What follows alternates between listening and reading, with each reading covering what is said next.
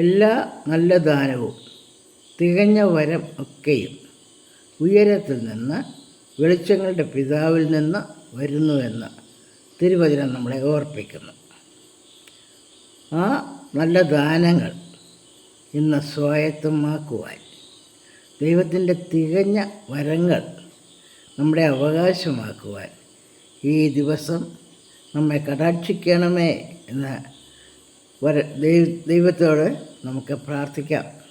തനിമയിലേക്ക് എന്ന കൂട്ടായ്മ ഏവരെയും ദൈവനാമത്തിൽ സ്വാഗതം ചെയ്യുന്നു. 2 കൊരിന്ത്യർ 4-ാം അധ്യായം 7-ാം വാക്യം വായിക്കട്ടെ. എങ്കിലും ഈ അത്യന്ത ശക്തി ഞങ്ങളുടെ സ്വന്തം എന്നല്ല, ദൈവത്തിൻ്റെ ദാനം അത്രയെന്ന് വരേണ്ടതിന് ഈ നിക്ഷേപം ഞങ്ങൾക്ക് മൺപാത്രങ്ങളിൽ ആകുന്നു ഉള്ളത്. ഒന്നും കൂടെ വായിക്കാം. എങ്കിലും ഈ അത്യന്ത ശക്തി ഞങ്ങളുടെ സ്വന്തം എന്നല്ല, ദൈവത്തിൻ്റെ ദാനം അത്രയെന്ന് വരേണ്ടതിന് ഈ നിക്ഷേപം ഞങ്ങൾക്ക് മൺപാത്രങ്ങളിൽ ആകുന്നു ഉള്ളത്. മനുഷ്യർക്ക് നിക്ഷേപം ദൈവം തന്നിട്ടുണ്ടെന്ന് നാം വിശ്വസിക്കുന്നു. നമുക്ക് തന്നിരിക്കുന്ന നിക്ഷേപം എന്താണ്? പൗലോസ് അപ്പോസ്തലൻ സാക്ഷ്യപ്പെടുത്തുന്നത് തനിക്ക് ഈ നിക്ഷേപം ദൈവം നൽകിയിട്ടുണ്ട്. ആ നിക്ഷേപം എന്താണെന്നുള്ളത് മുകളിലത്തെ വാക്യത്തിൽ 6-ാം വാക്യത്തിൽ പറയുന്നുണ്ട്. ഇരുട്ടിൽ നിന്ന് വെളിച്ചം പ്രകാശിക്കണമെന്ന് അരുളി ചെയ്ത ദൈവം യേശുക്രിസ്തുവിൻ്റെ മുഖത്തിലുള്ള ദൈവ തേജസ്സിൻ്റെ പരിജ്ഞാനം വിളങ്ങിക്കേണ്ടതിന് ഞങ്ങളുടെ ഹൃദയങ്ങളിൽ പ്രകാശിച്ചിരിക്കുന്നു. അന്ധകാരം നിറഞ്ഞ ഒരു ലോകത്തിലാണ് മനുഷ്യൻ എക്കാലവും ജീവിക്കുന്നത്. എന്നാൽ പ്രകൃതിയുടെ ഒരു സത്യം നമ്മളെ ഓർപ്പിക്കുന്നു. എല്ലാ സമയവും അന്ധകാരത്തിൻ്റെ അനുഭവത്തിലല്ല ആരും ജീവിക്കുന്നത്. ഇരുട്ടിൽ നിന്ന് വെളിച്ചം പ്രകാശിക്കേണ്ടിയിരിക്കുന്നു. വെളിച്ചമുണ്ടെങ്കിലേ നമുക്ക് വസ്തുതകളെ മനസ്സിലാക്കുവാനും ഉൾക്കൊള്ളുവാനും അവയെ തിരിച്ചറിയുവാനും സാധിക്കുകയുള്ളൂ. നാം എവിടെയാണ്, നാം എങ്ങനെയാണ്, നാം ആരാണ് എന്നൊക്കെയുള്ള സത്യം തിരിച്ചറിയുവാൻ വെളിച്ചം നമുക്ക് ആവശ്യമാണ്. ഇരുട്ടിൻ്റെ അനുഭവത്തിൽ മാത്രം എപ്പോഴും ഇരുന്നാൽ നാം ഒരു കാര്യവും അറിയുന്നില്ല. അതുകൊണ്ട് ദൈവം നമ്മിൽ ഓരോരുത്തരിലും നിക്ഷേപിച്ചിരിക്കുന്ന ഒരു വലിയ നിക്ഷേപമാണ് ഇരുട്ടിൽ നിന്ന് വെളിച്ചം പ്രകാശിക്കണം. അതിനുവേണ്ടി യേശുക്രിസ്തുവിൻ്റെ മുഖത്തിലുള്ള ദൈവ തേജസ്സിൻ്റെ പരിജ്ഞാനം നമ്മിൽ വിളങ്ങിക്കേണ്ടതിന് യേശുക്രിസ്തുവിൻ്റെ പരിജ്ഞാനത്തിൻ്റെ ആ വെളിച്ചം ഞങ്ങളുടെ ഹൃദയങ്ങളിൽ പ്രകാശിച്ചിരിക്കുന്നു. നമ്മുടെ ഹൃദയം അന്ധകാരം നിറഞ്ഞതാണോ അതോ വെളിച്ചം നിറഞ്ഞതാണോ? വെളിച്ചത്തിൽ വസിക്കുന്നവൻ വസ്തുതകളെ നേരാമണ്ണം കാണുന്നു. അന്ധകാരത്തിൽ കഴിയുന്നവനാകട്ടെ വസ്തുതകളുടെ ശരിയായ അവസ്ഥയെ മനസ്സിലാക്കുന്നില്ല. മനുഷ്യൻ ജഡത്തിൽ ജീവിക്കുമ്പോൾ കുറവുകൾക്കും തെറ്റുകൾക്കും അധീനരാണ് എന്നുള്ള സത്യം അംഗീകരിക്കുവാൻ നാം അന്ധകാരത്തിൽ ഇരിക്കുമ്പോൾ നമുക്ക് സാധിക്കുകയില്ല. എന്നാൽ ദൈവവചനത്തിൻ്റെ വെളിച്ചത്തിൽ നമുക്ക് മനസ്സിലാകുന്നു എല്ലാവരും വഴിതെറ്റി ഒരുപോലെ കൊള്ളരുതാത്തവരായി. ദൈവത്തെ അന്വേഷിക്കുന്ന ബുദ്ധിമാനുണ്ടോ എന്ന് കാണുവാൻ ദൈവം സ്വർഗത്തിൽ നിന്ന് മനുഷ്യപുത്രന്മാരെ നോക്കുമ്പോൾ നന്മ ചെയ്യുന്നവനില്ല, ഒരുത്തൻ പോലുമില്ല. ദൈവവചനത്തിൻ്റെ വെളിച്ചത്തിൽ ആർക്കും അവകാശപ്പെടുവാൻ കഴിയുകയില്ല. ഞാൻ വെളിച്ചത്തിൽ വസിക്കുന്നു, കാര്യങ്ങളൊക്കെയും ഞാൻ ഗ്രഹിച്ചിരിക്കുന്നു, ഞാൻ ചെയ്യുന്നതൊക്കെയും ശരിയാണ് എന്ന് അഭിമാനിക്കുവാൻ ദൈവവചനത്തിൻ്റെ വെളിച്ചത്തിൽ ആർക്കും സാധിക്കുന്നില്ല. അതുകൊണ്ട് ദൈവമുഖത്തിലുള്ള ക്രിസ്തുവിൻ്റെ മുഖത്തിലുള്ള ദൈവ തേജസ്സിൻ്റെ പരിജ്ഞാനം വിളങ്ങണം. മനുഷ്യൻ പാപം ചെയ്യുമ്പോൾ പാപിയെ തേടി വരുന്ന കർത്താവിനെ കണ്ട് ആ കർത്താവിലേക്ക് തിരിഞ്ഞ് പാപക്ഷമ ലഭിച്ച് പുത്രത്വത്തിൻ്റെ അവകാശത്തിലേക്ക് കടന്നു വരുമ്പോൾ ആ ദൈവ തേജസ്സിൻ്റെ പ്രകാശം മനുഷ്യൻ്റെ ഹൃദയമുഖങ്ങളിലും പരിജ്ഞാനം നമ്മുടെ ഹൃദയങ്ങളിലും നിറഞ്ഞു വരുന്നു. അതാണ് നമ്മളിലോരോരുത്തരിലും ദൈവം വച്ചിരിക്കുന്ന നിക്ഷേപം. നാം പാപികളാണെന്നും യേശുക്രിസ്തുവിലുള്ള നമ്മുടെ ആശ്രയം നമ്മെ പാപത്തിൽ നിന്നും മോചിപ്പിച്ചുവെന്നും ഉള്ള സത്യം നമ്മുടെ ഹൃദയങ്ങളിൽ പ്രകാശിക്കുമ്പോൾ മറ്റുള്ളവരെയും ഈ വെളിച്ചത്തിൻ്റെ സന്തോഷത്തിലേക്ക് കൊണ്ടുവരുവാൻ നാം കടപ്പെട്ടവരാണ് എന്നുള്ള ബോധ്യം നമുക്ക് ലഭിക്കുന്നു. പക്ഷെങ്കിൽ ഇത് വലിയ നിക്ഷേപമാണ്. ഈ നിക്ഷേപം നമുക്ക് ലഭിച്ചിരിക്കുന്നത് വെറും മൺപാത്രങ്ങളില്ല, ഒട്ടും സേഫല്ലാത്ത പാത്രങ്ങളിൽ സൂക്ഷിച്ചിരിക്കുന്ന ഒരു നിക്ഷേപമാണ് ഇത്. നാം പാപികളാണെന്നും നാം ജന്മന പാപികളാണെന്നും മനുഷ്യ സ്വഭാവത്തിൽ ഇരിക്കുന്ന കാലത്തോളം നാം പാപികളാണെന്നും ക്രിസ്തു നമുക്ക് വേണ്ടി മരിച്ച് നമുക്ക് പാപമോചനം നൽകി ലോകത്തിന് വെളിച്ചമായി തീരുവാൻ മറ്റുള്ളവരെയും ഈ വെളിച്ചത്തിലേക്ക് കൊണ്ടുവരുവാൻ നാം വിളിക്കപ്പെട്ടവരാണെന്നും ഉള്ള ആ ബോധ്യം നമ്മിൽ രൂഢമൂലമാകണം എങ്കിൽ നാം നമ്മെ തന്നെ മനസ്സിലാക്കേണ്ടിയിരിക്കുന്നു. നാം എത്ര ബലഹീനരാണ്. ഈ സത്യം നമുക്കറിയാം. പക്ഷേ അവസരം വരുമ്പോൾ സാത്താൻ നമ്മളെ വഴിതെറ്റിക്കുവാൻ നമ്മളെ പ്രലോഭിപ്പിക്കും. സാത്താൻ നമ്മെ പ്രലോഭിപ്പിക്കുന്നത് നന്മയായതിൽ കൂടെ ആണ് നമ്മെ വഴിതെറ്റിക്കുന്നത്. നമുക്ക് അറിയാം, നന്മയായതിനെ നാം മിതമായി ഉപയോഗിച്ചാൽ നമുക്ക് ഭയമില്ലാതെ ജീവിക്കുവാനായിട്ട് സാധിക്കും. ഈ ലോകത്തിൽ ധനം നമുക്ക് ആവശ്യമാണ്. അത് മിതമായി നമ്മൾ ഉപയോഗിച്ചാൽ കള്ളന്മാരെയോ പുഴുവും തുരുമ്പും കെടുക്കുന്ന ആ പ്രക്രിയയോ ഒന്നും ഭയപ്പെടുവാനില്ല. എന്നാൽ അമിതമായി നാം പൂഴ്ത്തി വെച്ച് അത് സൂക്ഷിച്ചു വയ്ക്കുമ്പോൾ, കരുതി വയ്ക്കുമ്പോൾ നാം പലവിധ ആപത്തുകൾക്കും വിധേയരായിത്തീരുന്നു. അതുപോലെ ഭക്ഷണം, മിതമായി നാം എന്ത് ഭക്ഷണം കഴിച്ചാലും അത് നമ്മെ ആരോഗ്യത്തെ ബാധിക്കുന്നില്ല, നമ്മുടെ ശരീരത്തെ ഊർജത്തിൽ നിലനിർത്തുന്നു. എന്നാൽ അമിതമായ ഭക്ഷണമോ നമ്മെ രോഗികളാക്കി തീർക്കുന്നു. ഏത് കാര്യവും മിതമായ അളവിൽ നാം ഉപയോഗിച്ചാൽ അത് നന്മയായിട്ട് നമുക്ക് ഉപയോഗിക്കുവാനായിട്ട് സാധിക്കും. അതുകൊണ്ടാണ് കർത്താവ് നമ്മെ പഠിപ്പിച്ചത് ഓരോ ദിവസത്തിനും അന്നന്നത്തെ പാപം മതി. ധനമാണെങ്കിലും അന്നന്നത്തെ ആവശ്യത്തിന് ഉള്ളത് കരുതിയാൽ മതി.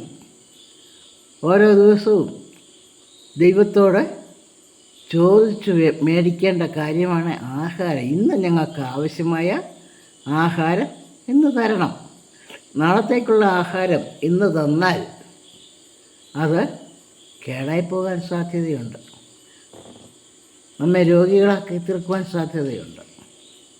അതുകൊണ്ട് ഓരോ ദിവസവും ദൈവത്തിലുള്ള ആശ്രയത്തെ പുതുക്കി നമ്മുടെ ആത്മാവിനെ ബാധിച്ചിരിക്കുന്ന എല്ലാ കളങ്കങ്ങളിൽ നിന്നും വിശുദ്ധീകരിക്കപ്പെട്ട് നാം പുതിയ ജീവിതം ഓരോ ദിവസവും മനസ്സ് പുതുക്കി രൂപാന്തരപ്പെട്ട് പുതിയ ജീവിതം നയിക്കുവാൻ ബാധ്യസ്ഥരാണ്, വിളിക്കപ്പെട്ടവരാണ്. അന്ധകാരം നിറഞ്ഞ ലോകത്തിൽ നമ്മുടെ സാക്ഷ്യം എങ്ങനെയാണ് നമുക്ക് നിവർത്തിക്കേണ്ടത്? നാം എങ്ങനെയുള്ളവരാണെന്ന് മനസ്സിലാക്കിയെങ്കിൽ മാത്രമേ നമുക്കത് സാധിക്കുകയുള്ളൂ. നാം വെറും ബലഹീനരാണ്. നമുക്ക് ഈ നിക്ഷേപം ലഭിച്ചിരിക്കുന്നത് എപ്പോൾ വേണമെങ്കിലും തകർന്നു പോകാവുന്ന മൺപാത്രങ്ങളിൽ.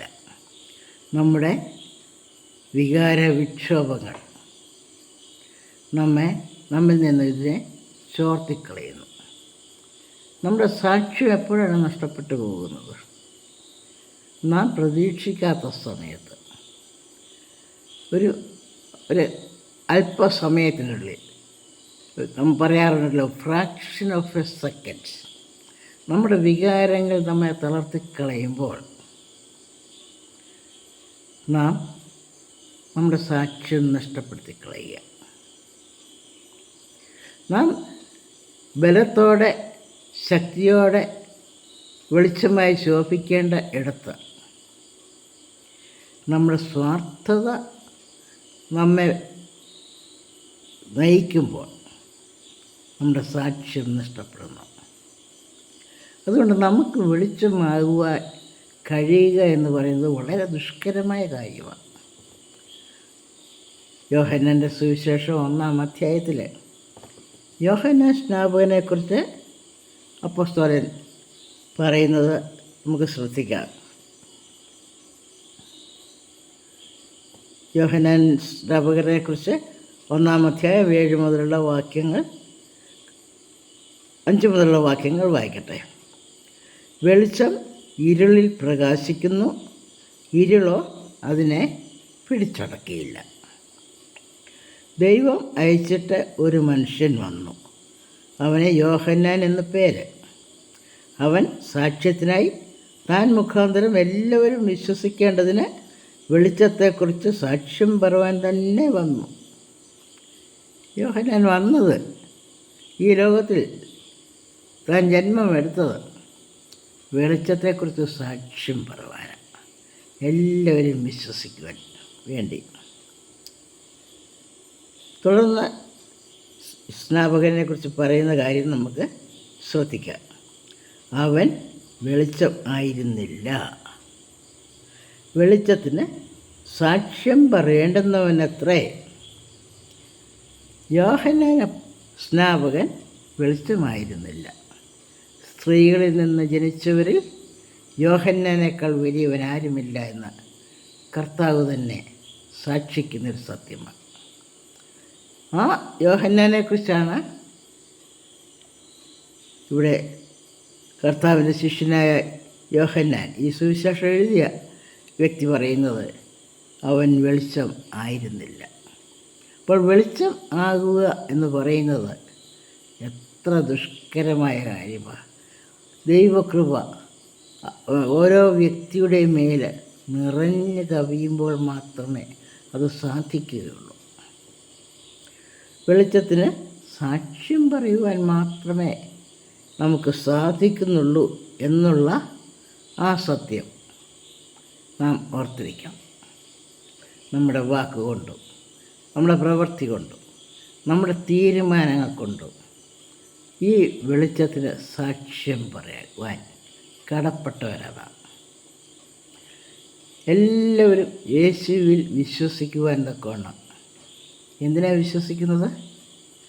അവനിൽ വിശ്വസിക്കുന്നവൻ നശിച്ചു പോകാതെ നിത്യജീവൻ പ്രാപിക്കണം. അതിനുവേണ്ടിയാണല്ലോ യേശു ക്രിസ്തുവിൽ വിശ്വസിക്കുന്നത്. തൻ്റെ ഏകജാതനായ പുത്രനിൽ വിശ്വസിക്കുന്ന ഏവനും നശിച്ചു പോകരുത്. ദൈവം തൻ്റെ കരുണയിൽ പുത്രനെ ലോകത്തിലേക്ക് അയച്ചത് ഈ ഒരു ഉദ്ദേശത്തിന് വേണ്ടിയാണ്. അപ്പോൾ നമ്മുടെ സാക്ഷി ജീവിതത്തിൽ നമുക്ക് ശ്രദ്ധിക്കുവാനുള്ള ഒരു കാര്യം, നമുക്ക് വെളിച്ചമായിരിക്കുവാൻ കഴിയുന്നില്ല എന്ന് പറയുവാനൊക്കത്തില്ല. കർത്താവ് പറഞ്ഞു നിങ്ങൾ ലോകത്തിൻ്റെ വെളിച്ചമാണെന്ന്. കർത്താവ് നമ്മെക്കുറിച്ച് പ്രതീക്ഷിക്കുന്നത് ലോകത്തിൻ്റെ വെളിച്ചമാകുവാനാണ്. എന്നാൽ സ്ത്രീകളിൽ നിന്ന് ജനിച്ചവരിൽ ഏറ്റവും വലിയവനായ യോഹന്നാൻ സ്നാപകന് പോലും അതിന് കഴിഞ്ഞില്ല. അവൻ വെളിച്ചത്തിന് സാക്ഷ്യം പറയുവാൻ മാത്രമേ കഴിഞ്ഞുള്ളൂ. എന്തിനു വേണ്ടിയാണ് സാക്ഷ്യം പറയുന്നത്? എല്ലാവരും അവനിൽ വിശ്വസിക്കണം, ദൈവത്തിൽ വിശ്വസിക്കണം, വെളിച്ചമായിരിക്കുന്ന ദൈവത്തിൽ വിശ്വസിക്കണം. ഇരുട്ടിൻ്റെ നിഷ്ഫല പ്രവൃത്തികളെ തിരിച്ചറിഞ്ഞ് അവയെ ഉപേക്ഷിക്കുവാൻ തയ്യാറാകണം. ഓരോ ദിവസവും നമ്മുടെ ജീവിതത്തെ ശോധന ചെയ്യുമ്പോൾ, നമ്മൊന്ന് സന്ധ്യാസമയത്ത് നമ്മുടെ അന്നന്നത്തെ ജീവിതത്തിൽ തിരിഞ്ഞു നോക്കുമ്പോൾ നമ്മിൽ വന്നു പോയിട്ടുള്ള ബലഹീനതകൾ, നമ്മിൽ വന്നു പോയിട്ടുള്ള കുറവുകൾ, വെളിച്ചത്തിന് സാക്ഷ്യം പറയുന്നതിൽ നമ്മിൽ വന്നു പോയിട്ടുള്ള കുറവുകൾ എവിടെയൊക്കെ ഏതെല്ലാം വിധത്തിൽ ബാധിച്ചിരിക്കുന്നു എന്നുള്ളതാണ് നമുക്ക് ഓർക്കുവാനുള്ളത്. നാം അറിയുന്നില്ല അതാരെയൊക്കെ എങ്ങനെയൊക്കെ ബാധിക്കുമെന്ന്. എന്നാൽ നാം പിന്നെയും നമ്മുടെ പ്രവൃത്തി മോശമാകാതിരിക്കുവാൻ നാം ആ വെളിച്ചത്തിലേക്ക് വരുന്നില്ല. ഞാൻ പിടിച്ച മുയലിന് കൊമ്പ് 3 എന്ന് പറഞ്ഞുകൊണ്ട് നമ്മുടെ പ്രവൃത്തിയെ ന്യായീകരിക്കുകയാണ് പലപ്പോഴും ചെയ്യുന്ന മനുഷ്യ സ്വഭാവം. നമുക്കതിൽ നിന്നൊരു മോചനം ലഭിക്കേണ്ടിയിരിക്കുന്നു. അവിടെ പൗലോസ് അപ്പോസ്തലൻ നമുക്ക് നല്ലൊരു ഗുരുവാണ്. പൗലോസ് അപ്പോസ്തലൻ തന്നെക്കുറിച്ച് തന്നെ സാക്ഷിക്കുന്നു. ക്രിസ്തുയേശു പാപികളെ രക്ഷിക്കുവാൻ ലോകത്തിൽ വന്നു, ആ പാപികളിൽ ഞാൻ ഒന്നാമൻ. എന്നിൽ ഇല്ലാത്ത പാപങ്ങൾ ഒന്നുമില്ല. പാപികളെ രക്ഷിക്കുവാൻ വന്ന കർത്താവ് ഏറ്റവും വലിയ പാപിയായിട്ട് കാണുന്നത് പൗലോസിനെയാണെന്ന് പൗലോസ് തന്നെ സമ്മതിക്കുകയാണ്. ആ ഒരു മനോഭാവത്തിലേക്ക് നാം വളരുവാൻ ഇനിയും വിശ്വാസ ജീവിതത്തിൽ നാം എത്ര കാലം സഞ്ചരിക്കണം. നമ്മെ തന്നെ ന്യായീകരിക്കുമ്പോൾ വെള്ളത്തിൽ പൊങ്ങിക്കിടക്കുന്ന നിഷ്ഫല വസ്തുവിനെ പോലെയാകണം നാം. ഘനശാലികൾ വിശ്വാസത്തിൽ വീര്യരാകണമെങ്കിൽ ക്രിസ്തു എന്നെ രക്ഷിച്ചു എന്ന് ആർജവത്തോടെ പറയുവാൻ നമുക്ക് കഴിയണം. യേശു ക്രിസ്തു ലോകത്തിൽ വന്നത് എല്ലാവരെയും രക്ഷിക്കുവാനാണ്. ആ രക്ഷയുടെ അവകാശികളായി മറ്റുള്ളവർക്ക് ഈ വെളിച്ചം കാണിച്ചു കൊടുക്കുവാൻ പിതാവായ ദൈവം നമ്മുടെ ഹൃദയങ്ങളിൽ ഒരു വലിയ നിക്ഷേപം നമുക്ക് തന്നിട്ടുണ്ട്. ആ നിക്ഷേപം നാം സൂക്ഷിച്ചിരിക്കുന്നത് വെറും മൺപാത്രത്തിലല്ല. ഏത് നിമിഷവും എവിടെയെങ്കിലും ഒരു തട്ടോ മുട്ടോ കിട്ടിയാൽ ഒരു മൺപാത്രം ഉപയോഗശൂന്യമാകും. ഒരുപക്ഷെ ഒരു ചെറിയ വിള്ളൽ മാത്രമായിരിക്കും ആ മൺപാത്രത്തിൽ വീഴുന്നത്. എങ്കിലും അത് മൺപാത്രത്തിൽ നമുക്ക് ശേഖരിക്കേണ്ട വെള്ളമൊന്നും ശേഖരിക്കാനോ ഒന്നും ഒരു ചെറിയ വിള്ളൽ വന്നാലും സാധിക്കുകയില്ല. നമ്മുടെ ജീവിതത്തിൽ വന്നു പോയിരിക്കുന്ന പാളിച്ചകളെയും വിള്ളലുകളെയും കണ്ടെത്തുവാൻ പരിശുദ്ധാത്മാവ് നമ്മെ പ്രകാശിക്കണമേ, നമ്മുടെ ഹൃദയങ്ങളെ പ്രകാശിക്കണമേ എന്ന് പറഞ്ഞ് പ്രാർത്ഥിക്കാം. നമ്മുടെ ദൈവം വെളിച്ചങ്ങളുടെ പിതാവാണ്. ആ വെളിച്ചങ്ങളുടെ പിതാവിൽ നിന്നും നമുക്ക് ലഭിക്കുന്നത് യാക്കോബിൻ്റെ ലേഖനത്തിൽ നമ്മൾ പഠിക്കുന്നു. എല്ലാ നല്ല ദാനവും തികഞ്ഞ വരവും ഒക്കെയും ഉയരത്തിൽ നിന്ന് വെളിച്ചങ്ങളുടെ പിതാവിൽ നിന്ന് വരുന്നു. ആ പിതാവിൽ നമ്മുടെ ശരണം വയ്ക്കാം.